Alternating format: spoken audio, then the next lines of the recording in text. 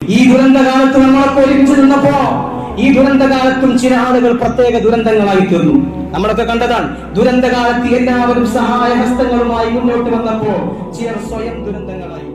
ഈ ദുരന്തകാലം വന്നപ്പോ ദൈവത്തെ അന്വേഷിക്കുന്ന ആളുകൾ, എവിടെ പോയി നിങ്ങളുടെ ദൈവം, എവിടെ പോയി നിങ്ങളുടെ അല്ലാഹു? ഈ പർവ്വതങ്ങളും ചലനങ്ങളും ഈ പർവ്വതങ്ങളും ഭൂചലനങ്ങളും ഒക്കെ ഉണ്ടാക്കിയ നിങ്ങളുടെ അല്ലാഹു എന്ത് രക്ഷകനാണ് എന്ന് ചോദിക്കുന്ന നിരീശ്വര നിർമ്മിത പ്രഖ്യാപിത ആളുകൾ നമ്മുടെ മുമ്പിൽ ഉയർന്നു വന്നു.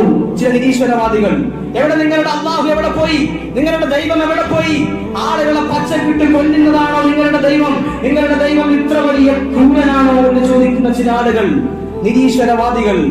ചില ബുദ്ധിയുണ്ട് എന്ന് അവകാശപ്പെടുന്ന, ഞങ്ങൾ യുക്തിവാദികളാണ് എന്ന് അവകാശപ്പെടുന്ന ചില യുക്തിയില്ലാത്ത ആളുകൾ, അവരിവിടെ ഉയർന്നു വന്നത് നമ്മളൊക്കെ കണ്ടതാണ്. എന്താണ് അവരിങ്ങനെ ചോദിക്കുന്നത്? ബുദ്ധിയില്ലാത്ത, ഒരു കോമൺ സെൻസ് ഇല്ലാത്ത വർത്താനമാണ്. കാരണം അല്ലാഹു സുബ്ഹാനഹു വ തആല എന്നത് ഒരു രക്ഷകന്റെ റോളല്ല അല്ലാഹു വഹിക്കുന്നത്. അല്ലാഹു സുബ്ഹാനഹു വ തആല രക്ഷകന്റെ റോളല്ല. അല്ലാഹു സുബ്ഹാനഹു വ തആല നാഫിയുമാണ്, ളാഹിറുമാണ്. അല്ലാഹു ഉപകാരവും ചെയ്യും, ഉപദ്രവം ചെയ്യും. എന്നാൽ ഏതാണ് ഉപകാരം, ഏതാണ് രക്ഷ എന്ന്, ഏതാണ് ഉപദ്രവം എന്ന് പറയാൻ ഒരു മനുഷ്യ സൃഷ്ടിക്കും സാധ്യമല്ല. നമ്മുടെ കണ്ണ് വെച്ച് അളന്നാൽ ചിലപ്പോൾ എല്ലാം ദുരന്തമായിരിക്കും. ആരാണ് പറഞ്ഞത് വയനാട് ദുരന്തത്തിൽ മരിച്ച ആളുകൾക്കൊക്കെ ശിക്ഷയാണ് കിട്ടിയത്, അവന്റെ ഉപദ്രവമാണ് കിട്ടിയത് എന്ന് ആരാണ് പറഞ്ഞത്? എന്താണ് രക്ഷയുടെ മാനദണ്ഡം?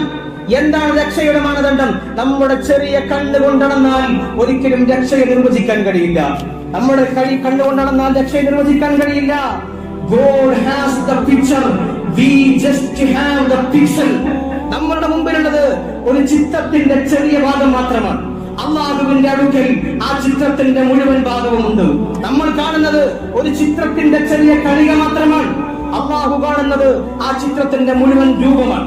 നമ്മൾ ചിന്തിക്കേണ്ടത് അതാണ്. അല്ലാഹു സുബ്ഹാനഹു വ തആല ഒരുപാട് ആളുകൾക്ക് പ്രകൃതി ദുരന്തം കൊടുത്തു. അവരൊക്കെ അല്ലാഹുവിന്റെ ശിക്ഷയിൽ അകപ്പെട്ടവരാണ് എന്ന് പറയാൻ നമുക്ക് എന്ത് അവകാശമാണുള്ളത്? അവർക്കൊക്കെ അല്ലാഹു നാളെ രക്ഷ കൊടുക്കും. കാരണം അവരൊരു ദുരന്തത്തിൽ അകപ്പെട്ടതാണ്. ആ ദുരന്തത്തിൽ അകപ്പെടുക എന്നത് തന്നെയാണ് അവരുടെ രക്ഷ. അത്തരം വലിയൊരു ദുരന്തത്തിൽ അവർ അനുഭവവിശ്വാസികളായ ആളുകൾ അനുഭവിച്ചു എന്നത് തന്നെയാണ് അവരുടെ രക്ഷ.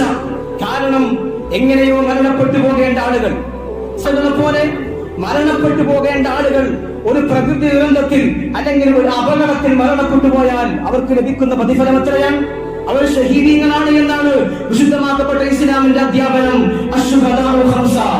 ഷഹീദുമാർ 5 വിഭാഗമുണ്ട്. ഒന്ന് പ്ലേഗ് ബാധിച്ച് മരിച്ച ആളുകൾ ഷഹീദാൻ. രോഗങ്ങൾ വന്ന്, പകർച്ചവ്യാധികൾ വന്ന് മരണപ്പെട്ട ആളുകൾ ഷഹീദാൻ. ഹബീബായ നബി തങ്ങൾ പഠിപ്പിക്കുന്നുണ്ട്. പിന്നെയോ വയറ് സംബന്ധമായ അസുഖം വന്ന് മരണപ്പെട്ട ആളുകൾ ഷഹീദാൻ. മുങ്ങി മരിച്ച ആളുകൾ ഷഹീദാണ്. ഭൂകമ്പമുണ്ടായി, ഭൂചലനമുണ്ടായി, കെട്ടിടങ്ങൾ തകർന്നുപോയി മരണപ്പെട്ട ആളുകൾ ഷഹീദാണ് എന്നാണ് വിശുദ്ധമാക്കപ്പെട്ട ഇസ്ലാം പറയുന്നത്. നമുക്ക് എങ്ങനെയാണ് രക്ഷ നിർവചിക്കാൻ കഴിയുക?